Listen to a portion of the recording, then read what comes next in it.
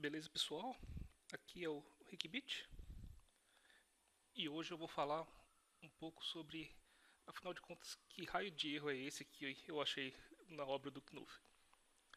Bom, na verdade, eu já tinha achado um erro na obra dele em 2016 do ano passado, e o que eu fiz agora foi achar mais um monte de erros.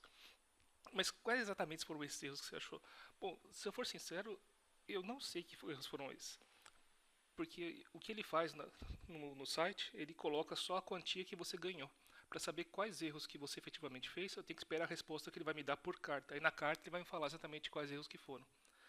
O que eu sei é que eu ganhei a quantia de 4,60 hexadólares. Então isso significa que eu achei 4 erros e que ele considerou 3 das minhas sugestões. Então, ao invés de falar sobre todos os erros, até porque ia demorar muito, eu vou falar sobre uma das coisas que eu falei pra ele que eu acho que é mais fácil de entender. E, bom, quão fácil que é? Bom, é claro que se até o Knuth errou, muito fácil não pode ser, né? Mas eu vou falar de um jeito que qualquer um que tenha feito o segundo grau consiga entender. Então eu vou tentar não usar nenhuma matemática muito avançada e quando eu usar eu vou fazer uma pausa para explicar antes o que está acontecendo. Então, antes de tudo, qual que é o problema que a gente está atacando? Bom, o problema que o Knuth gostaria de resolver, que eu gostaria de resolver, que todo mundo gostaria de resolver, porque é o problema mais importante da humanidade nesse momento, é se P igual a NP. E o que significa isso? Bom, o que é o P e o que é o NP, né? O P significa quais são os problemas de computação que são fáceis de resolver, ou seja, que eles têm uma resposta em tempo polinomial. Ou seja, eles são a solução deles é da forma de O de n elevado a k para algum k finito inteiro. Aliás, não precisa nem ser inteiro, não. Tem um algoritmo que é 1.5, 1.4, mas ele é finito. E tem os problemas que são NP. O que são os problemas que são NP? Os problemas que são NP é a classe de problemas que eu ainda não sei resolver, mas se você resolver para mim, eu consigo conferir se a solução é válida em tempo polinomial. E qual é o melhor algoritmo que a gente tem hoje em dia para resolver NP? Bom, a gente não tem nenhum algoritmo bom hoje em dia para resolver os problemas do tipo NP. Todos os algoritmos que a gente conhece, eles são do tipo O de k elevado a n, ou seja, são soluções exponenciais. A gente realmente, a humanidade ainda não descobriu nenhum algoritmo bom para isso. E existe um algoritmo melhor para isso? Bom, ninguém sabe até hoje, né? As pessoas chutam. O Knuth, por exemplo, ele acha que tem, e eu tenho minhas dúvidas. Eu posso até falar mais sobre isso outro dia. Mas o fato é que se você quiser resolver esse problema, achar SP igual a NP, não, você vai ter que começar estudando quem são esses problemas NP. A vantagem dos problemas NP sobre os outros é que tem uma classe desses problemas NP que são os problemas NP completos. E o que caracteriza esses problemas NP completos é que se você resolver um deles, você resolve todos os outros, porque são todos equivalentes. Então, se você quer dedicar sua carreira a resolver o problema do P igual a NP, você pode focar em só um dos problemas NP, porque se você resolver ele, você resolve todos os outros. E quais são esses problemas? Bom, tem toda uma classe de problemas que são NP completos. Por exemplo, pintar grafos NP completo, resolver o problema do caixeiro viajante NP completo. O problema que o Knuth está atacando, ou pelo menos que ele atacou nos últimos 4 ou 5 anos, foi o problema do satisfiability, que é o SAT. E o que é esse problema? O SAT é o problema de resolver a determinação binária. Eu te dou uma equação booleana e o que eu quero saber é se essa equação booleana tem solução ou não. Então, vamos dar um exemplo qualquer.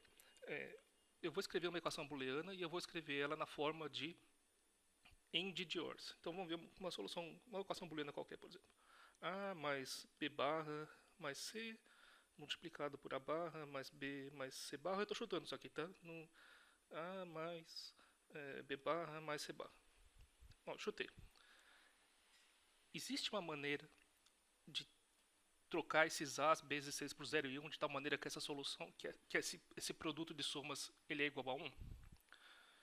Bom, nesse caso aqui tem, e de olho eu até te falo qual é uma delas. Uma solução possível é A igual a 1, B igual a 1 e C igual a 0. por que eu sei que isso aqui é uma solução? Porque cada um desses termos aqui tem que ser um, né? Esse termo tem que ser um, esse termo tem que ser um, esse termo tem que ser um, porque eles são todos produtos. Então, cada um dentro desses produtos eu tenho que ter um termo que é igual a 1. Então vamos ver, nesse primeiro termo aqui, se eu fizer A igual a 1, esse aqui é 1. Nesse segundo termo, se eu fizer B igual a 1, esse aqui é 1. Nesse terceiro termo aqui, se eu fizer C igual a 0, esse termo é 1. Mas existe algum método geral para testar isso? Bom, o método geral para descobrir se existe uma solução para esse tipo de equação é NP completo. Então, nós não conhecemos nenhum método que seja polinomial para resolver isso. Agora, o Knuth fez um livro recentemente só sobre isso. São tipo, deixa eu ver quantas páginas tem um livro aqui. São 300 páginas só sobre esse problema, sobre métodos de resolução desse problema. E o que ele diz sobre isso? Bom, a primeira coisa que tem que saber é, se a gente for fazer por força bruta, qual seria a complexidade disso? Bom, se fizesse por força bruta, a complexidade seria O de 2 elevado a n, onde n é o número de variáveis, né? Porque você vai ter que testar todas as combinações. Se você tem n variáveis booleanas, você tem 2 elevado a n soluções possíveis. Isso é ruim.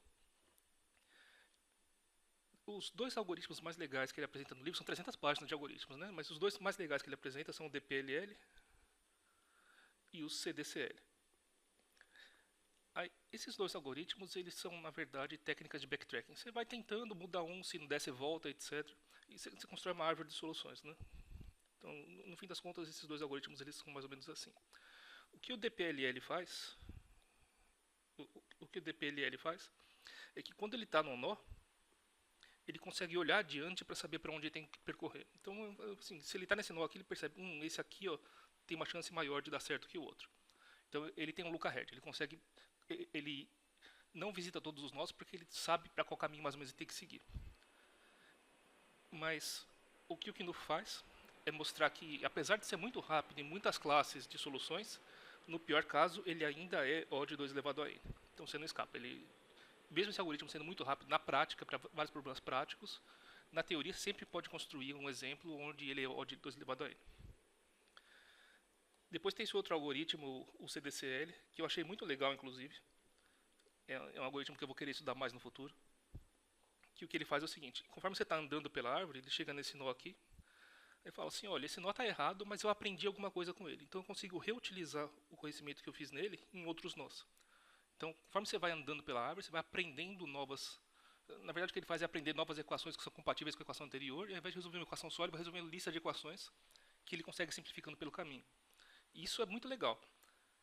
Só que isso, no pior caso, também é O de 2 elevado a n, porque você sempre consegue construir uma solução que faz esse algoritmo dar pau. Esse algoritmo não funciona direito. Então, meio que você tem esse conjunto de conhecimento que a humanidade tem e ainda não é suficiente, né? Porque se o pior caso é O de 2 elevado a n, os melhores algoritmos que a gente conhece são O de 2 elevado a n, você não ganhou nada. Você até consegue resolver alguns algoritmos, mas no pior caso não melhorou. Você não chegou perto de provar que P é igual a NP. Só que tem um algoritmo que é melhor que esses.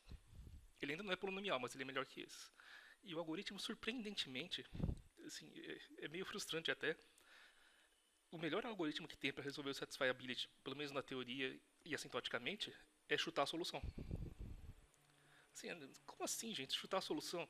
É claro que chutar a solução, se você tem um espaço de 2 elevado a n, você vai chutar a solução, a chance de você acertar a solução é 1 sobre 2 elevado a n, então continua sendo exponencial, né? Só que aí, o truque é o seguinte, você não vai chutar uma solução por vez, você chuta uma solução. E se você vê que ela está mais ou menos perto da solução, mas ainda não resolveu, você muda só um bit dela. E você vai mudando um bit por vez, e aí dá para mostrar, mudando um bit por vez, que a complexidade, no pior caso, para qualquer solução, assim, você não consegue, se você tiver um adversário que está construindo soluções ruins, ele não vai conseguir construir uma solução que vai te fazer pior do que 4/3 elevado a n. Ou seja, 1,3333, etc., elevado a n. Aí, você percebe agora que isso aqui é muito melhor do que o que você tinha antes, porque ele é exponencialmente melhor, né? Antes você tinha 2 elevado a n, agora você tem 1,33 elevado a n, então é claro que ele é muito mais rápido. Só que ele é um algoritmo probabilístico. Você está chutando a solução, né? Então, por exemplo, uma das desvantagens que tem é que você nunca sabe o quão perto você está da solução. Você fala assim, eu tenho uma solução aqui que está mais ou menos boa, mas o quão boa? Eu estou a 10% da solução? Eu estou a 30% da solução? Eu estou a 50%? Você não sabe. Eventualmente ele se descobre, mas em princípio você não sabe. Agora, como é que você prova essa solução é de fato assintoticamente 1,33 elevado a n. Não é fácil demonstrar isso. Só que o Knuth, sendo Knuth, ele não colocou a demonstração no livro dele, ele deixou isso como um exercício para o leitor. E mesmo assim, mesmo dentro de toda a trolice do Knuth, ele deixou como exercício, mas ele deixou uma dica no final. Olha, a dica que você tem que fazer é isso aqui, isso. Aí, ano passado, que eu descobri é que a dica que ele colocou estava errada. Então, a primeira solução, o primeiro bug que eu achei no Knuth foi descobrir que a demonstração disso aqui tinha um erro. Aí eu mandei pra ele, ele me mandou um cheque lá, inclusive fiz uma sugestão extra, ele me mandou um cheque de 1,20, que foi um erro e uma sugestão. Só que isso aqui é a análise do pior caso. Depois, quando ele me mandou a carta de volta, ele falou, olha, obrigado por ter achado os erros, etc, estou te mandando um cheque, mas falou assim, você não quer aproveitar e testar pra mim também e verificar no livro se a solução do caso médio tá boa ou não? Aí eu falei assim, bom, já que ele me deu a dica, eu vou fazer, né? Ele foi o Knuth que pediu, quem sou eu pra não fazer um pedido do Knuth? Aí eu fui analisar a solução dele no livro da análise do caso médio, e foi lá que tinha realmente um monte de erros. Eu acho que ele sabia que não estava muito bom, e por isso que ele me pediu para fazer isso. Então, o que eu vou mostrar agora, eu vou mostrar um pedaço de um exercício, que faz parte da demonstração do caso médio, e que foi onde ele fez um negócio que eu não concordei e que eu mandei para ele. Então, eu não sei se ele considerou isso como um erro, como uma sugestão por enquanto, mas certamente foi alguma coisa que não estava certo. E que exercício é esse? Vou mostrar aqui para vocês. O exercício é esse aqui. Eu vou ler o exercício em português. Assim, o exercício é fazer o random walk, o caminho aleatório, em um ciclo de tamanho n. Então, dado inteiros a e n, onde o a está estritamente entre 0 e n, inclusivo, né? Considere nzão como sendo o mínimo, tal que a mais menos 1 elevado a x1, mais menos 1 elevado a x2, mais etc, mais menos 1 elevado a xn, nzão, mod n seja igual a zero. Onde esse x1, x2, etc, até xn é uma sequência de bits independentes aleatórios. Então, o que ele quer é achar a função geradora GA, que é igual à somatória de k igual a zero até infinito, da probabilidade de n ser igual a k vezes e elevado a k. E ele pergunta também qual que é a média e qual que é a variância do nzão. Aí o negócio é que isso aqui é absolutamente críptico, né? Fala assim, que raio de enunciado é esse? E realmente é um enunciado difícil de entender. Mas o problema do Knuth é o seguinte, é que ele pensa muito rápido e ele quer colocar muita informação no livro. Então, para o livro não ficar com 2.000 páginas, o que ele faz é que ele pega enunciados que poderiam ser mais simples e coloca só em 3 linhas para caber no livro.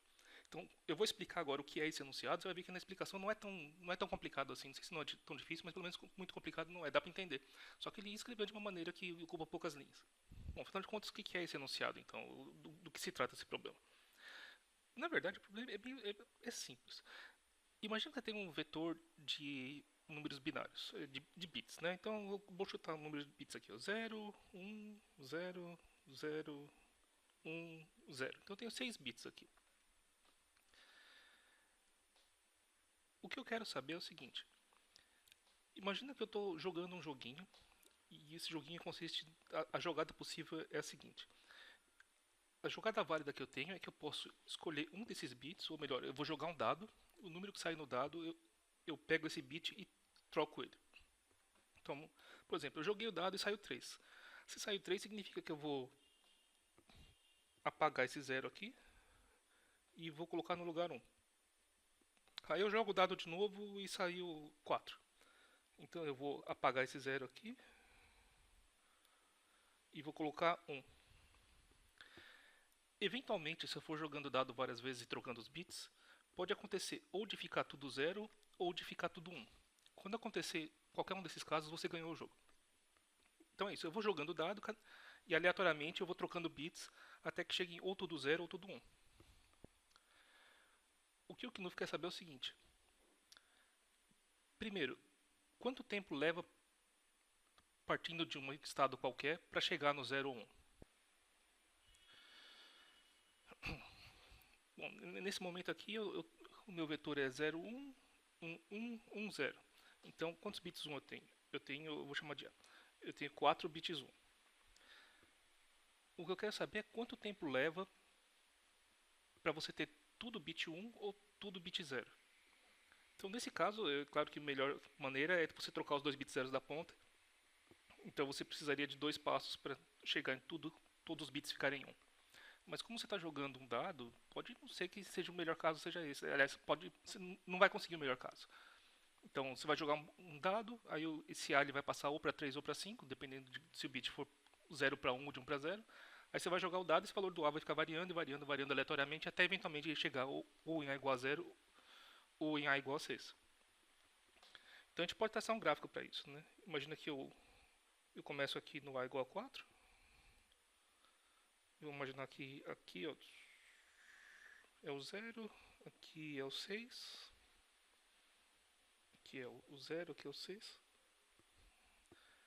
Então esse A vai variar. Joguei o dado, ele subiu uma vez, joguei o dado, ele desceu, joguei o dado, ele subiu, joguei o dado, ele desceu, aí joguei o dado, ele desceu de novo, aí joguei o dado, ele subiu.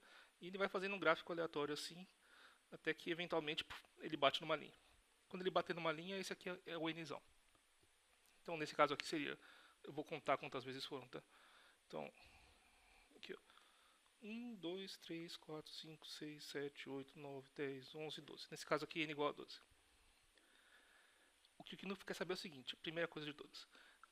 Qual que é a probabilidade de, partindo do valor 4, você bater em uma das linhas com n igual a 12? Então, qual que é a probabilidade, partindo do 4, de você chegar no n igual a 12? Essa probabilidade, digamos que a gente calcula e deu... você tem 4% de chance de fazer isso.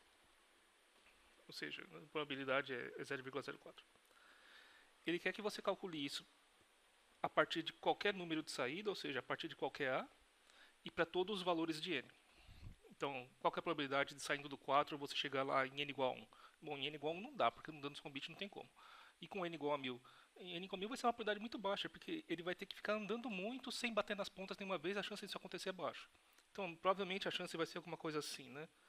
Vai ter um pico ali no meio e depois vai ficando exponencialmente mais baixa, porque é muito difícil de não bater nas linhas, quando você está andando aleatoriamente. Só que o Knuth ele não quer só essas probabilidades. Ele quer essa probabilidade num formato muito especial, que é o formato de função geradora. E o que é esse formato de função geradora? O formato de função geradora é só um jeito de escrever as probabilidades para todos os n's usando uma equação só. Então o que ele quer que você mostre, na verdade, é isso aqui. Ele quer que você calcule uma função geradora g para um dado A, ou seja, qual que é o A que você está saindo, como sendo a somatória da probabilidade para do n igual a k, então vai ser para k igual a 0, para k igual a 1, para k igual a 2, etc, até k igual a 12, que é esse caso que a gente calculou, vezes z elevado a k. Então ele está multiplicando por uma variável z. E essa somatória é de quanto? Bom, a somatória em princípio ela é de menos infinito a mais infinito, mas a gente pode considerar só, aliás de n não, de k. A gente pode considerar só de k igual a 0 em diante, porque nunca ele vai ser 0 para n negativo, né? Então ele vai somar de k em diante. Normalmente, quando você faz com função geradora, isso aqui acaba virando uma função pequena. De repente você chega lá que essa função aqui é, sei lá, seno de x ao quadrado. E, no fim das contas, isso aqui tudo vai dar uma função. É isso que a gente quer achar. A gente quer achar um polinômio eventualmente infinito, né, de grau infinito, onde o coeficiente de cada z igual de cada z elevado a k é a probabilidade da nossa série terminar no valor k. E por que ele quer exatamente no formato de função geradora? Qual é a vantagem de você achar uma função geradora? Uma delas é que você pode descrever o fenômeno inteiro para todos os casos usando uma equação só. Isso é legal. Mas tem uma outra vantagem que é mais legal, que é a seguinte. Você repara que, se a gente voltar lá no enunciado, ele pediu a função geradora GA e pediu também a média e a variância. O lance é que se você tiver a função geradora, é muito fácil calcular a média. E o que é a média que está falando, né? Assim, quando eu jogo o dado várias vezes, ele pode terminar em 1, ele pode terminar em 3, ele pode terminar em 12, que foi nos casos que a gente fez, que a gente desenhou aqui. Mas qual que é o valor esperado? Assim, na média, qual o valor que você acha que vai acontecer mais vezes na prática? Esse valor esperado vai ser a média. E como é que você calcula isso? Bom, se você tiver a função geradora, GA, o que acontece quando eu calculo a derivada dela? Ó, vou calcular GA', vou derivar em relação a z, tá? Então isso aqui vai ficar a somatória de k maior que 0, O z elevado a k, a derivada é k vezes z elevado a k menos 1, né? Então isso aqui vai ser k vezes a probabilidade A de n igual a k, vezes z elevado a k menos 1. Agora eu pego a derivada que a gente fez e calculo quanto ela vale para z igual a 1. Então, para z igual a 1, eu vou só pegar esse valor aqui e substituir por 1. Ou seja, 1 elevado a qualquer número é 1, né? Então, isso aqui vai ficar igual como sendo a somatória de k maior ou igual a zero de k vezes a probabilidade de A de n igual elevado a k. Agora, isso aqui é exatamente a definição do valor esperado do n igual a k, que é a média. Então, olha que legal. Se você tem uma função geradora de probabilidade, onde cada coeficiente é uma probabilidade, então para calcular a média dessas probabilidades, você tem que fazer é derivar a função geradora e calcular ela no z igual a 1. E isso é muito mais fácil do que tentar abrir por equações, etc. Principalmente porque as funções geradoras acabam tendendo a ser relativamente simples. A gente vai chegar lá. Tá, então, agora que a gente viu o que é a função geradora e qual que é o problema, você vê que o problema não é complicado, na verdade. O problema é só um monte de bits, você vai trocando, você quer saber qual que é o valor esperado deles. Então vamos ver como é que a gente faz essa conta de verdade. Vamos lá, então. A gente quer calcular qual que é essa função geradora das probabilidades do random walk terminar para um n igual a k quando a gente parte de um valor A.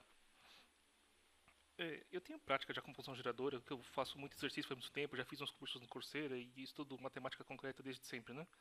Então eu já consigo olhar para essa função geradora de cara e dar umas propriedades dela que eu sei que são verdades. Por exemplo, se todos os bits forem zero, então qual que é o n que vai solucionar ela? Bom, o n tem que ser zero, porque você nem começou, já terminou, você já está na solução, né? Então eu sei que o g de zero tem que ser igual a 1. E o que significa esse g de zero ser igual a 1? Né?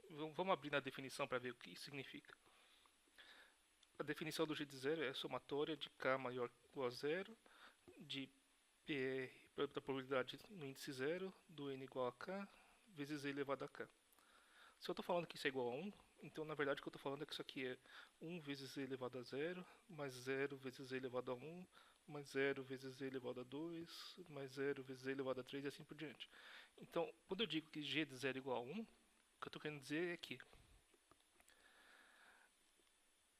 a probabilidade de você terminar com o k igual a zero, ou seja, correspondente ao z igual a zero, é de 1, ou seja, 100%. Então eu tenho 100% de chance de que o z igual a zero vai terminar ali. Então se eu comecei com a igual a zero, eu já terminei na verdade. Eu não preciso fazer movimento nenhum. E qual que é a chance para terminar em 2? A chance para terminar em 2 é o coeficiente do z igual elevado a 2. Eu estou te falando que essa chance é zero. E essa chance é zero porque você já terminou no n igual a zero. Então não tem como ser n igual a 2, né? Então é por isso que eu falei que o g de zero é igual a 1. Porque eu estou querendo dizer que você tem 100% de chance de não ter que fazer movimento nenhum porque já terminou antes de começar. Da mesma maneira, eu também sei que o g de n, de n, esse n aqui é a quantidade de bits no vetor, né? Também é igual a 1. Porque se o a for igual a n, significa que todos os bits são 1, então você já terminou. Porque a regra do jogo é eu posso bater na linha de baixo ou eu posso bater na linha de cima. Então, pelo mesmo raciocínio, eu sei que se g de 0 é igual a 1, então g de n igual a 1 também, boa. Mas eu consigo tirar mais propriedades dessa função g de a. Uma delas que eu também consigo tirar de cabeça, mas eu vou fazer passo a passo porque vale a pena entender direitinho o que é a seguinte. Eu consigo ver que g de a é igual a z sobre 2 que multiplica g de a menos 1 mais g de a mais 1 vezes mais g de a mais 1. Isso, g de menos... Então, calma aí. G de a é igual a z sobre 2 que multiplica g de a menos 1 mais g de a mais 1. Por que eu sei isso? É o seguinte. Imagina lá que eu tenho novamente meu gráfico. Ele sobe e desce aleatoriamente. Desce, sobe, desce, etc, etc, etc. E eventualmente, quando ele chega aqui embaixo, ele termina. Eu comecei em algum ponto aqui, vamos pegar um ponto qualquer. Nesse ponto aqui eu tô com meu A igual a, sei lá, 3. Qual que é a chance? Qual que é a chance de você começar com A igual a 3? Opa. De você começar com A igual a 3 e terminar num valor k. Bom, em princípio eu não sei, mas eu posso tentar fazer uma recursão. Qual que é, quais são os movimentos possíveis a partir do 3? Bom, eu vou sortear das minhas posições e trocar de 0 para 1 ou de 1 para 0. Então não importa o que vai acontecer, esse valor de A ou ele sobe 1 ou ele desce 1. E ele vai subir 1 ou descer 1 com a mesma chance. Então a chance de você terminar, de você usar K movimentos para terminar começando no 3 é exatamente 50% de subir e 50% de descer, né? Então ela é metade da probabilidade de você partir do 2 com K menos 1 movimentos, mais 50%, ou seja, meio, vezes a probabilidade de você começar do 4 e terminar em K menos 1 movimentos. Né? Então, esses são os movimentos possíveis. Se eu estou no 3, eu posso ir para o 2 ou para o 4, com 50% de chances. E se eu estava no movimento K, se eu ia levar, eu quero calcular a probabilidade de terminar em K movimentos, e eu já fiz um movimento, então eu quero agora calcular a probabilidade com K menos 1 movimentos. Então, agora que eu tenho essa recursão das probabilidades, eu posso voltar para uma recursão de funções de geradores. Como é que eu faço isso? Bom, isso aqui é uma equação, né? Se isso aqui é uma equação, eu posso multiplicar dos dois lados pelo mesmo valor. Então, eu vou escrever em verde aqui. Eu posso multiplicar, se eu posso multiplicar por qualquer valor, eu vou multiplicar, por exemplo, por z elevado a k. Então, eu multiplico aqui por z elevado a k, multiplico aqui por z elevado a k, multiplico aqui por z elevado a k. E como isso é uma equação que vale para qualquer k, eu posso somar em cima desses k's também. Não vai mudar a equação. Então eu vou fazer uma somatória aqui de k maior ou igual a zero. Aqui eu vou fazer uma somatória de k maior ou igual a zero. Essa somatória vale para tudo aqui. Agora, olha só. Desse lado aqui, essa parte aqui, ó,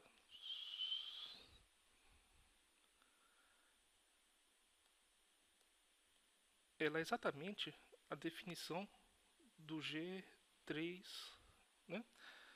Porque a definição da função geradora G de A é a somatória de k maior ou igual a zero vezes a probabilidade para cada k multiplicado por z elevado a k. Então isso aqui é o G3 de Z. Isso aqui é exatamente o G3. E do outro lado? Bom, do outro lado não é exatamente nada. Mas a gente pode fazer uma massagem nele. Então uma massagem que eu posso fazer nele é a seguinte. Eu tenho esse z elevado a k aqui e aqui. Eu vou jogar um z para fora. Então isso aqui vai ser igual a somatória de k maior ou igual a zero. Eu vou jogar o meio e um z para fora. De meio z, que multiplica a probabilidade 2 de k menos 1 vezes z elevado a k menos 1, mais a probabilidade 4, aliás, aqui é de k mais 1, né? Não, aqui é k menos 1 mesmo, tá certo, porque é um movimento a menos. De k menos 1 vezes z elevado a k menos 1. Agora está quase parecendo uma função geradora, mas ainda não, porque o índice aqui não está batendo com o índice aqui de cima, que é esse aqui. Aqui está k menos 1, aqui está k igual a 0. Mas tudo bem, porque eu posso fazer uma mudança de variável. Então, vamos supor agora que eu defino k' como sendo k menos 1. Bom, então eu tenho lá k' igual a k menos 1, que significa que o k é igual a k' mais 1. Então, se o k é maior ou igual a 0, significa que o k' mais 1 é maior ou igual a 0, o que significa que o k' tem que ser maior ou igual a menos 1. Um momento, então agora eu vou terminar a mudança de variável. Vou fazer g3 de z é igual a somatória. Um momento. É igual a somatória. Nossa, tá muito zoado hoje. Sai. É igual a somatória do. Meu Deus. A somatória do k' maior ou igual a menos 1 do z sobre 2, que multiplica PR2 de k' vezes z elevado a k' mais PR4 de k' z elevado a k'. Agora olha só. Eu falei que as probabilidades, quando k é negativo, elas têm que ser zero, porque não tem como você desjogar um dado, só pode jogar um dado, né? Então, essas probabilidades só têm qualquer chance de serem positivas do k igual a zero em diante. Agora, se eu estou somando do k igual a menos 1, quer dizer que o primeiro termo vai ser zero. Se ele vai ser zero, eu não preciso nem contar ele. Então, eu posso simplesmente fazer G3 de Z igual a essa somatória do K' maior ou igual a zero, vezes Z sobre 2, que multiplica de novo o PR2 de K' vezes Z elevado a K', mais o PR4 de K' vezes Z elevado a K'. Agora sim, olha, se eu jogar esse C2 para fora, esse termo aqui, esse com esse, isso aqui é o G2 de Z. E essa somatória aqui com esse aqui é o G4 de Z. Então eu cheguei aqui, o G3 é igual a Z sobre 2, que multiplica o G2 mais o G4. E isso que eu fiz para 3, 2 e 4 vale para o caso geral também do GA, né? Então o GA é igual a Z sobre 2, que multiplica o GA menos 1 mais o GA mais 1. Então agora a gente está começando a caracterizar já essa função g. A gente tem uma recursão que quase funciona. Falta só uma coisinha nela que é o seguinte. Tem mais uma propriedade que a gente consegue tirar dela, que é o seguinte. Imagina lá de novo que eu tenho aqui embaixo é o 0, aqui embaixo é o n e eu começo de um ponto A aqui embaixo.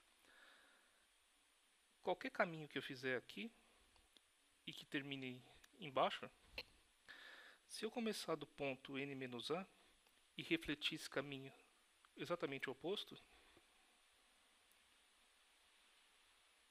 é isso mesmo, aqui sobe, aqui desce, aqui sobe, bate aqui. Também é uma solução, né? Então todos os caminhos que começam em A tem uma solução refletida que começa em n menos A. Então daqui eu acho que é claro que o g de A é sempre igual ao g de n menos A. Então, porque você sempre pode refletir um caminho que começou embaixo com um caminho que começou em cima refletido. Ele sempre vai terminar porque é simétrico, né? Então com isso a gente já consegue caracterizar essa função g. A gente já tem tudo que a gente precisa para descobrir quem que é esse g. E o que a gente tem é, a gente sabe que g de 0 é igual a 1, a gente sabe que g de n é igual a 1, a gente sabe que para qualquer A, g de A é igual a z sobre 2, que multiplica g de A menos 1 mais g de A mais 1, e a gente sabe que g de A é igual a g de n menos A. Então agora é só resolver, né? Isso aqui é uma equação de recorrência, tem várias maneiras de resolver, e foi exatamente aqui que não ferrou. E não é que ele errou porque foi complicado, ele errou porque provavelmente estava com preguiça.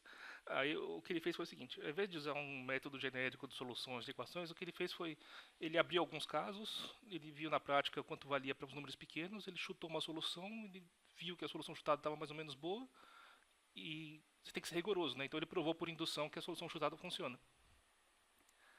E isso funciona, isso não é um método ruim, né? A gente faz essas coisas mesmo. Só que o problema é que como ele chutou e provou que funcionou, ele achou uma solução, mas ele não achou a melhor solução. Tinha uma solução um pouco mais fácil que resolvia o problema, e essa solução mais fácil é uma solução que depende dos polinômios de Chebyshev que ele não percebeu. Ou melhor, ele até percebeu e falou assim, nossa, tem uma nota de rodapé no livro que diz assim, engraçado que essas funções aqui parecem a função de Chebyshev. E não é que parece a função de Chebyshev, se ele tivesse acertado a conta, ele ia descobrir que são as funções de Chebyshev, só que calculadas num ponto diferente, por isso que ele não reconheceu. Então, ao invés de mostrar como ele fez, eu vou mostrar agora, afinal de contas, qual foi o método que eu usei e que provavelmente ele interpretou ou como um erro ou como uma sugestão e por isso que ele me deu aqueles hexadólares. Antes de continuar, eu vou mostrar o que é, afinal de contas, a tal da função do Chebyshev, só para quem não conhece ou para quem não lembra. Deixa eu abrir uma aba aqui. Bom, a ideia da função de Chebyshev é a seguinte. Para mostrar do que se trata, eu vou fazer a seguinte pergunta, é uma pergunta sobre trigonometria. Quanto vale cosseno de 2θ? Bom, cosseno de 2θ, a gente pode escrever como sendo cosseno de θ mais θ, e a gente sabe da fórmula lá que você decorou quando era criança, que cosseno, isso aqui vale cosseno de θ vezes cosseno de θ, menos seno de θ vezes seno de θ. Ou seja, ela vale cosseno ao quadrado de θ menos seno ao quadrado de θ. Mas a gente sabe também que seno ao quadrado de θ mais cosseno ao quadrado de θ vale 1. Bom, então você pode isolar aqui o seno ao quadrado, né? O seno ao quadrado de θ é igual a 1 menos o cosseno ao quadrado de θ. E lá em cima você tinha cosseno ao quadrado de θ, aqui menos, então vira tudo isso aqui inverte, né? Fica menos 1 mais cosseno ao quadrado de θ. Então isso aqui dá 2 cosseno ao quadrado de θ menos 1. Então só recapitulando o que a gente fez, a gente provou que cosseno de 2θ é igual a 2 cosseno de θ ao quadrado menos 1. Então, isso é a função de Chebyshev. A função de Chebyshev é a seguinte, é uma função que transforma cosseno de n vezes θ em um polinômio calculado em cosseno de θ. Então, Tn de cosseno de θ. Então, quando n igual a 2, a gente acabou de provar que esse polinômio T2 de x é igual a 2x menos 1. Por quê? Porque o cosseno de 2x, porque o cosseno de 2θ é igual a 2 cosseno θ ao quadrado menos 1. Quanto que vale para n igual a 0? Bom, para n igual a 0 a gente quer calcular o cosseno de 0, e o cosseno de 0 é 1, né? Então t de 0 é igual a 1. Quanto vale a função de Chebyshev para n igual a 1? Bom, a gente quer calcular quanto o cosseno de θ, o cosseno de θ é igual ao próprio cosseno de θ. Então t de 1 é igual a x. E para n igual a 3? Bom, para n igual a 3 as coisas já complicam, você pode fazer as contas, etc. E dá para calcular, né? Você tem como calcular o t de 3 e vai ser igual a um polinômio louco lá.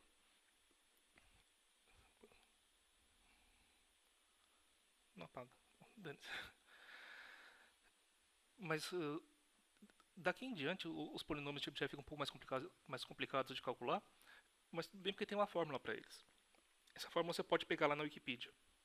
E essa fórmula é a seguinte: se você tem os dois polinômios de Chebyshev anteriores, você pode calcular o próximo como sendo o Tn de x é igual a 2x vezes o Tn menos 1 de x menos o Tn menos 2 de x. E essa fórmula vale para qualquer n. Inclusive a gente pode até ver que ela funcionou para o 2, né? Porque se a gente substituir o t de 1 aqui, isso aqui vai dar 2x vezes o t de 1, que é x, menos o t de 0, que é 1. Então isso aqui dá 2x ao quadrado menos 1, que é o t de 2, né? Então, como é que você, de novo só recapitulando, como é que você define os polinômios de Chebyshev? Você define como sendo t de 0 igual, aliás, você define como sendo o polinômio que você substitui para calcular o cosseno de nθ. Mas você também pode calculá-los com a seguinte propriedade, que o t de 0 é igual a 1, o t de 1 é igual a x, e o t de n é igual a 2x, tn menos 1, menos tn menos 2. Então vamos guardar isso aqui. Ó. Isso aqui são os polinômios de Chebyshev. E assim, como raios que você conheceu os polinômios de Chebyshev, né? Bom, é que a minha formação, na verdade, é engenharia elétrica, né? Eu estudei muito processamento de sinais. E os polinômios de Chebyshev, eles são importantes para fazer cálculo de filtro analógico. Então, eu vou só passar rapidinho, porque é mais curiosidade. Quando você quer calcular um filtro analógico, por exemplo, eu quero calcular um amplificador irado para minha guitarra. Aí esse amplificador ele tem que filtrar e não pode deixar passar frequências maiores que, sei lá, 15 kHz. Então, o que você vai querer fazer é um filtro que passa tudo que é até 15 kHz, aí em 15 kHz ele corta e não passa nada, né? Na prática você não consegue fazer isso, porque não tem como fazer uma função tão rápida assim, usando só indutores e capacitores. Você vai ter que fazer uma função um pouco mais suave. Você vai ter que fazer uma função, digamos assim.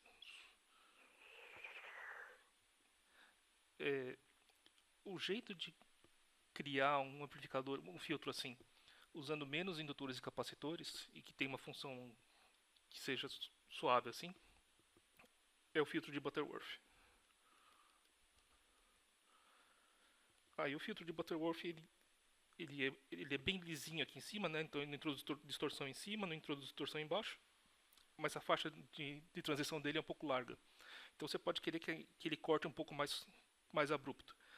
Para cortar mais abrupto, usando o Butterworth, não dá. Mas você pode fazer o seguinte, se você admitir um pouco de distorção em uma das bandas, aí você pode fazer um pouco mais abrupto que isso. Então, se você admitir um pouco de distorção aqui em cima, ó, ele oscila um pouquinho aqui em cima, mas cai muito mais rápido e aí não oscila nada embaixo. Então, a função que define esses filtros é exatamente a função de Chebyshev. É a função de Chebyshev de tipo 1. Aí depois tem outras funções, né? Você pode querer fazer, ah não, eu quero um que ele seja lisinho aqui em cima, caia abrupto, e aí eu não ligo se oscilar um pouco aqui embaixo. Aí é a função de Chebyshev de tipo 2. E se você quiser, não, eu quero que tudo bem um pouquinho de oscilação em cima, um pouquinho de oscilação embaixo, mas eu quero que seja bem abrupto. Aí tem jeito também que usando funções elípticas, por exemplo. Isso aqui é só para mostrar da onde que eu conhecia isso. Eu conhecia das aulas de filtro analógico quando eu estava na faculdade. Mas o fato é que essas funções elas têm utilidades em muitos outros lugares, inclusive na análise de random walks, que é o que a gente vai ver agora. Tá, então essa aqui é a função que a gente quer resolver. Bom, a gente tem três equações, eu vou tentar reduzir um pouquinho para ver se eu consigo diminuir a complexidade dela. E eu vou ter que quebrar a análise em dois casos. Eu não vou mostrar os dois casos, porque eles são parecidos e vai dar muita conta. Para quem quiser ver no meu PDF, tem os dois casos explicitamente. Eu vou mostrar só o primeiro caso, e depois quem tiver curiosidade pode até fazer na mão ou olhar no PDF. Então, o primeiro caso que eu vou tratar é o caso de quando n, ou seja, quando o número de bits é par. Então eu vou escrever n é da forma 2m, ou seja, ele é m vezes 2, ou seja, ele é um número par. Bom, se essas duas últimas equações aqui, elas valem para qualquer a, em especial, elas valem também para o caso onde o a é igual ao m. Então eu posso pegar aquela primeira equação ali e escrever que, opa, um momento, escrever que, que g de m é igual a z sobre 2, que multiplica g de m menos 1 mais g de m mais 1, certo? Só que olha só, eu posso usar essa outra equação agora, a última, para calcular quanto que vale o g de m mais 1. Porque se g de a é igual a g de n menos a, então eu sei que g de a é igual a g de 2m menos a. Então o g de m mais 1 é igual ao g de 2m menos m menos 1.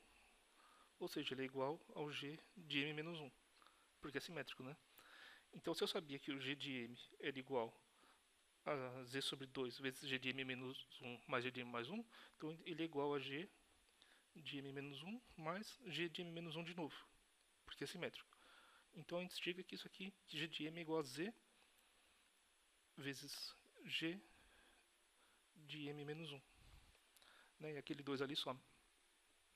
Então agora a gente já está progredindo um pouco mais. Então vamos recapitular de novo. A gente tem que o g de 0 igual a 1. E a gente tem que o g de m é igual ao z vezes o g de m menos 1.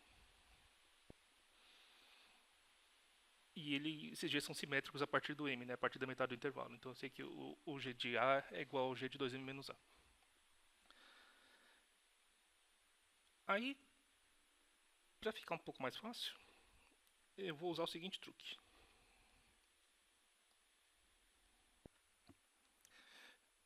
Agora, quando a gente chega nesse ponto aqui, dá para mostrar o pulo do gato. E depois de tantos anos do gato rabisco, eu já estou aprendendo a dar o pulo do gato.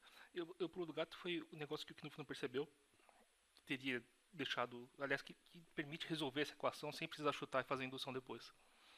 Ele é o seguinte: eu tenho o g de m e eu sei que ele vale z vezes g de m menos 1, né? Isso significa que eu posso tirar que o g de m menos 1 é igual a 1 sobre z, que multiplica o g de m. Só que eu sei também que o g de a é igual a z sobre 2, que multiplica g de a menos 1 mais g de a mais 1. Então eu posso isolar o g de a menos 1 aqui.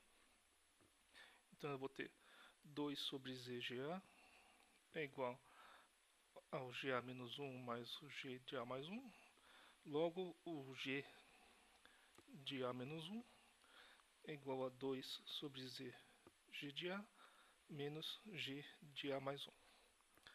Aí, por que isso aqui é o pulo do gato? Porque significa que eu não sei quem são esses g's, mas eu sei que se eu tiver dois g seguidos, por exemplo, se eu tiver o g de a e o g de a mais 1, então eu consigo calcular o g de a menos 1. Então eu tenho uma recursão que funciona para trás, e ela funciona desde que eu tenha dois elementos consecutivos. Mas eu tenho dois elementos consecutivos. Eu tenho, por exemplo, o g de m e o g de m menos 1. Quer dizer, eu não sei quanto vale o g de m e quanto vale o g de m menos 1, mas eu posso calcular o g de m menos 2 em função do g de m. E aí eu posso calcular o g de m menos 3 em função do g de m. E eu posso calcular todo mundo em função do g de m trás para frente. Então, qual que é o truque aqui? O truque é colocar essas equações de uma forma que eu consiga fazer a recursão de trás para frente. Então, para isso eu vou definir g de azão como sendo gzinho de m menos a dividido por gzinho de m. E a função dessa definição é essa, a motivação dela é essa, é para eu poder fazer a recursão de trás para frente, dado que eu tenho dois valores que eu conheço. Ou seja, vamos substituir aqui e ver o que acontece. Vamos substituir primeiro o a igual a zero. Para a igual a zero, eu vou ter aqui o gzão de zero é igual a g de m dividido por g de m, que é igual a 1. Agora eu vou substituir para a igual a 1 e ver o que acontece. Ou seja, g de 1 vai ser igual ao g de m menos 1 dividido por g de m. Mas eu tinha aqui em cima, aqui, né, que o g de m menos 1 é 1 sobre z g de m. Então isso aqui vai dar 1 sobre z, g de m sobre g de m, que é igual a 1 sobre z. Bom, vamos tentar agora calcular quanto vale o gzão genérico de a, né?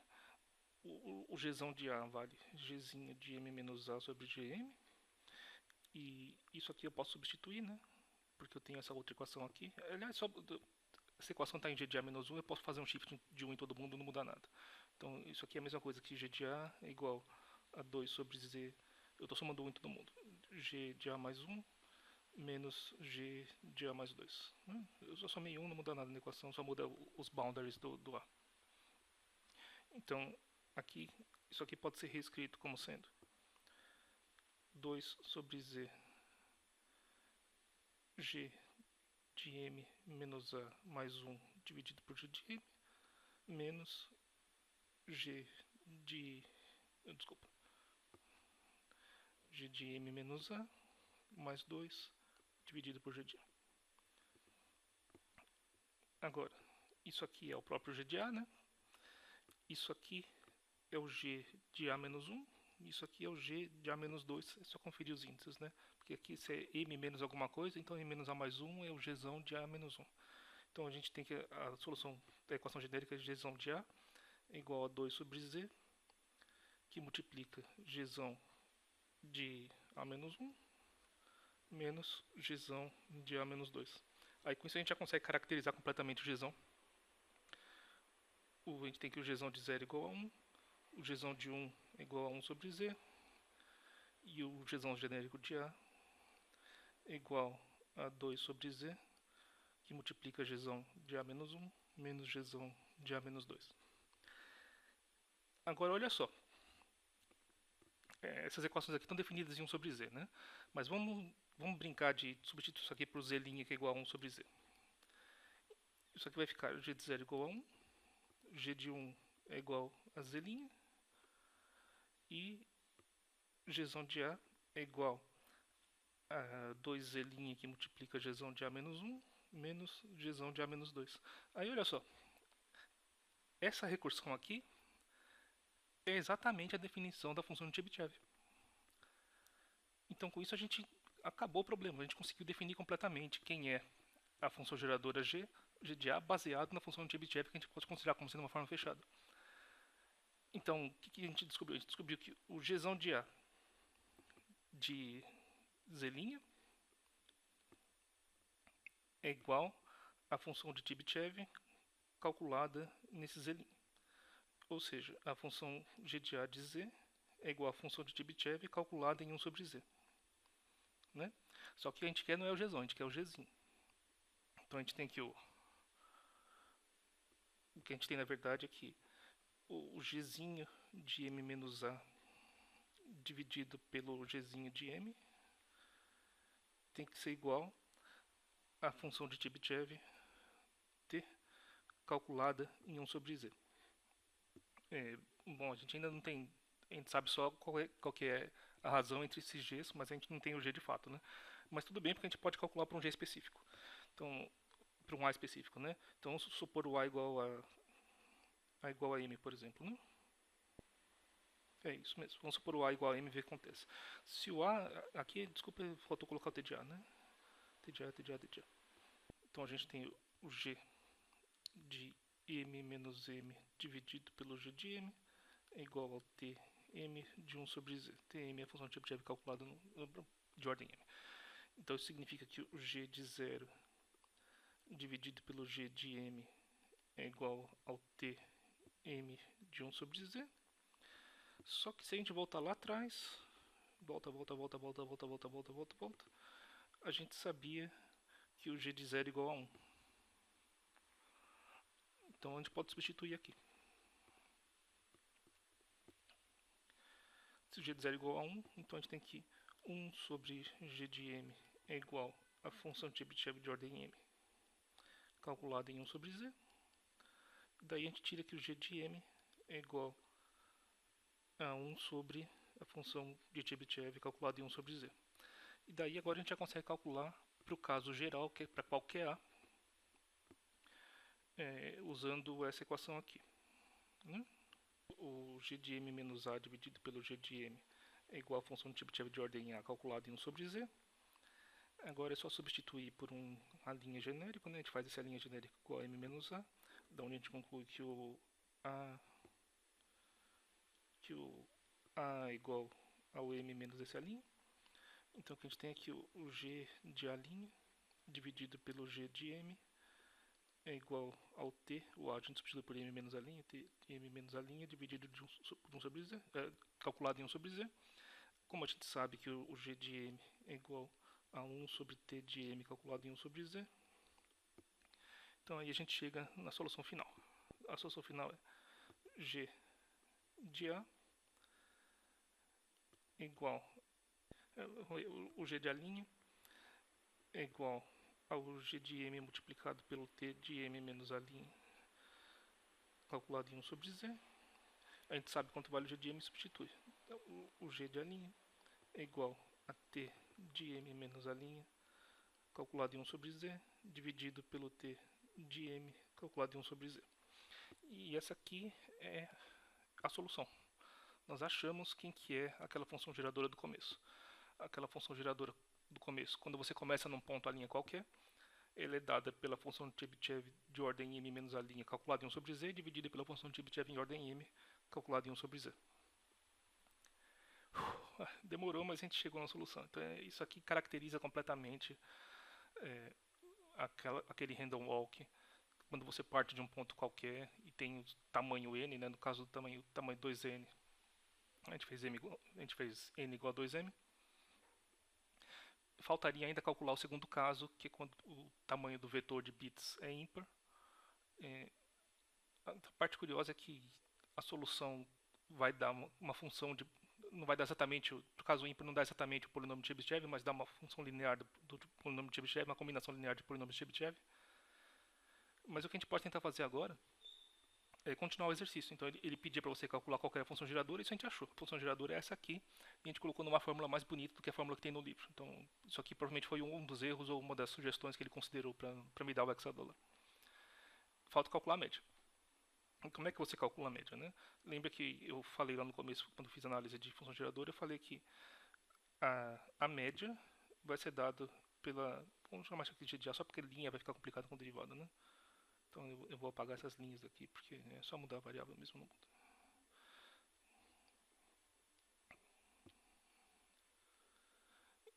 Então, para calcular a média, a gente tem que calcular a derivada disso aqui e calcular no ponto igual a 1. Bom, vou fazer a parte 2 agora do problema. Tem a parte 2 e a parte 3 ainda, seria a parte 2 calcular a média, a parte 3 calcular a variância. Para calcular a média, a gente lembra que quando estava falando de funções geradoras probabilísticas, onde cada elemento é uma probabilidade, você pode calcular a média como sendo a função geradora, a derivada da função geradora calculada no valor 1. Se a gente for fazer isso aqui nesse caso, a gente vai ter que calcular para cada A uma derivada e depois substituir por 1, né? Então, por exemplo, eu quero calcular quanto vale a média para A igual a 3, ou seja, começando do ponto igual a 3. Então eu vou ter que calcular quanto que vale primeira derivada da função de Chebyshev calculado 1 sobre z, substituo igual a 1, divido por esse aqui, substituo por igual a 1, ou seja, dá uma conteira do cão e você vai ter que fazer um desse para cada A. Então, será que tem algum método que eu possa fazer isso para todos os A's? Ou seja, tem como fazer a conteira uma vez só e ter um resultado que funciona para qualquer A? Então, tem sim. E ainda vai dar uma conteira do cão, mas pelo menos você vai fazer uma conteira do cão, você vai fazer uma vez só e tem resultado para qualquer A. E o truque que a gente vai usar aqui é o seguinte: a gente pode calcular uma função geradora. De novo, só que dessa vez vai ser uma função geradora não de uma sequência, mas uma função geradora de funções geradoras. Que é um negócio meio doido, mas é um que resolve bem nesse caso. E por que a gente pode fazer isso, né? Que vantagem que eu tenho em fazer uma função geradora de funções geradoras? Bom, uma delas é que como a gente está trabalhando com uma função conhecida que é a função de Chebyshev, então eu sei qual é a função geradora das funções de Chebyshev. Eu posso olhar na Wikipedia, isso é dado para mim. Então, se eu for lá na Wikipedia, eu vou ver qual que é a função geradora das funções de Chebyshev. A função geradora das funções de Chebyshev é a seguinte: eu faço somatório do k maior ou igual a zero da função de Chebyshev de k, calculado num ponto z qualquer, multiplicado por uma variável qualquer. Como eu já estou usando z aqui, eu vou usar w elevado a k. E isso aqui dá para calcular, né? Você pode calcular, por exemplo, através da definição recursiva da função de Chebyshev, ou então você pode simplesmente olhar na Wikipedia. Isso aqui é 1 menos wz dividido por 1 menos 2wz mais w ao quadrado. Então, eu peguei da Wikipedia isso, está pronto. Só que sabendo isso, então eu tenho como calcular qual que é o valor esperado da minha função, né? A minha função g de a é igual à função de Chebyshev em menos a dividido pela função de Chebyshev em m. E a função geradora tem uma outra probabilidade, tem uma outra propriedade legal que é a seguinte: se eu quero calcular a média de duas funções geradoras divididas uma pela outra, por exemplo, de g dividido por h, então eu posso calcular isso como sendo o valor esperado de g menos o valor esperado do h. Isso aqui funciona sempre desde que g e h sejam funções geradoras de probabilidade, ou seja, onde cada coeficiente é uma probabilidade. Então, a minha função geradora é definida como uma razão, então eu posso calcular só em cima e embaixo. E tanto em cima como embaixo são funções de Chebyshev, e eu já tenho a função geradora delas pronta aqui. Então tudo que eu tenho que fazer é basicamente substituir, né? Então, a única coisa que tem que tomar cuidado é que a função geradora da Wikipedia ela foi calculada em z e as minhas estão calculadas em 1 sobre z, mas até aí é só substituir, né? Então vamos ver. A função geradora, eu vou chamar de, eu preciso de um nome para ela, vamos chamar de hzinho, vai. A função geradora hzinho das funções de Chebyshev calculadas em 1 sobre z é igual à função geradora das funções de Chebyshev trocando z por 1 sobre z, né? Então isso aqui vai ficar igual a 1 menos w multiplicado por 1 sobre z dividido por 1 menos 2w sobre z mais w2. Aí você substitui todo mundo. Isso aqui vai dar... eu vou multiplicar por z em cima e embaixo. Então isso aqui vai dar z menos w dividido por z menos 2w mais zw2. Né? Então isso aqui é a função geradora das funções de Chebyshev calculadas em 1 sobre z. Aí o que eu quero fazer é derivar em z e substituir por 1. Então para isso eu vou ter que calcular quanto que é a derivada disso em z. É só respirar. Derivada da função racional de f dividido por g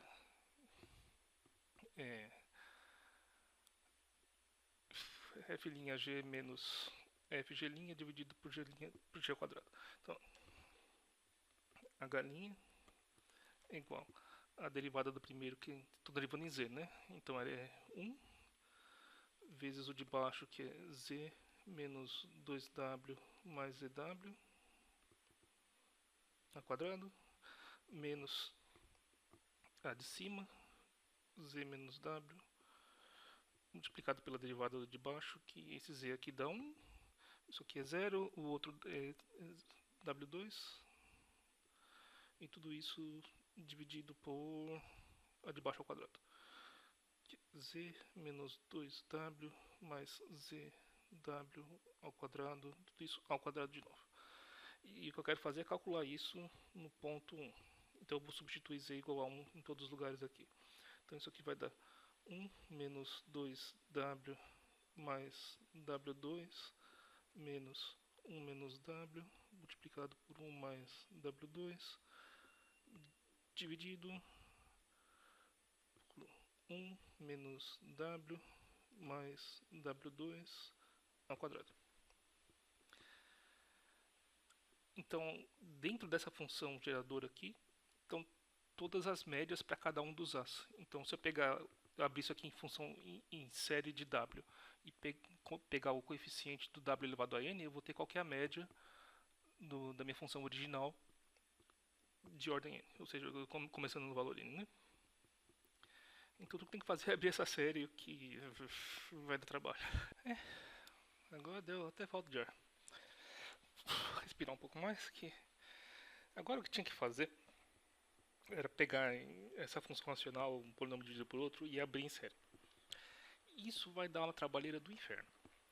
Você pode abrir isso aqui em função racional, ou então você pode usar alguma das propriedades de função geradora para conseguir achar a série. Você pode fazer o que eu fiz na prática, que foi colocar essa função na matemática ou no Wolfram Alpha e pegar o resultado.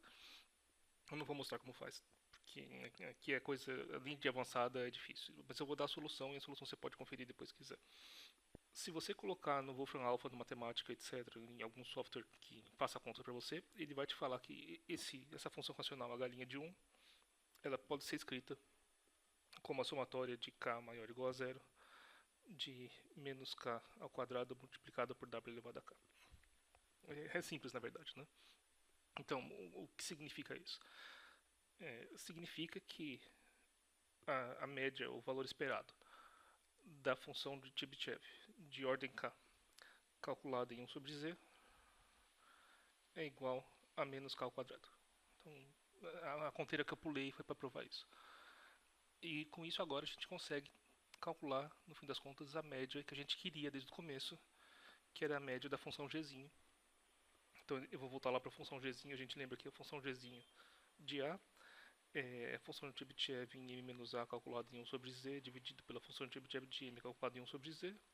Então a média do GA vai ser igual à média da parte de cima menos a média da parte de baixo. Então isso aqui vai ser igual a menos m menos a ao quadrado menos mais, né? Mais m ao quadrado. Isso aqui vai dar, eu vou abrir aqui, isso aqui vai dar menos m quadrado menos 2am mais ao quadrado mais m quadrado. Então isso aqui dá 2am menos a ao quadrado, que eu posso fatorar. Isso aqui dá a que multiplica 2m menos a. Ou então eu posso lembrar que o 2m na verdade ele foi definido em função de n, né? N igual a 2m. Então isso aqui é igual a n menos a. E isso aqui é a resposta que a gente queria da média. Então, se você tem um vetor de n bits e você começa com a bits ligado e você começa a jogar o dado trocando os bits 0 para 21 aleatoriamente, você espera em que a vezes n menos a movimentos você bata ou em cima ou embaixo. Então você chega em todos os bits 0 e em todos os bits 1. Essa é a solução final, essa é a média que a gente queria. E toda a motivação de fazer isso é porque tem um algoritmo específico que o Knuth descreve, que é o algoritmo P, ele chamou de P porque ele chama de algoritmo de letra, que tem exatamente essas características e a complexidade dele é essa. Então a complexidade do algoritmo é quadrática, né? Que ele é ao quadrado menos a n.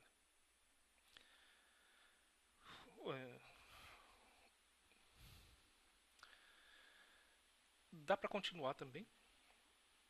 Se a gente for continuar, o exercício na verdade ele pede a função geradora, a média e a variância. Então a gente fez só alguns casos pequenos aqui. Primeiro que a gente quebrou a função em duas quando ela é par, quando ela é ímpar, só está calculando para par. A parte curiosa desse exercício é que se você repetir todas essas contas que a gente fez para o caso ímpar, vai dar exatamente a mesma média. A média também é a que multiplica n menos a. É a mesma média tanto para o par quanto para o ímpar, apesar das contas no meio do caminho serem completamente diferentes, inclusive nem aparece a função de Chebyshev, as derivadas são mais complicadas e tudo mais. E a variância, ele pediu para calcular a média e pediu para calcular a variância também, né? Então, quando você tem a função geradora, a parte boa da função geradora é que você consegue extrair qualquer momento dela. Então, a gente mostrou o momento zero que é a média, o momento 1 que é a média, simplesmente calculando derivada e calculando valor em 1. Você pode fazer isso para variância também. Então, se você quiser calcular a variância se você tem uma função geradora g, opa, desculpa. Se você tem uma função geradora g e você quer calcular a variância dela, dá para calcular também com uma fórmula um pouquinho mais complicada, mas que funciona também com a fórmula da média. A média é a seguinte: a derivada segunda da função geradora é calculada em 1, mais a derivada da função geradora calculada em 1, menos a derivada da função geradora calculada em 1 ao quadrado. Então, isso aqui te dá a variância.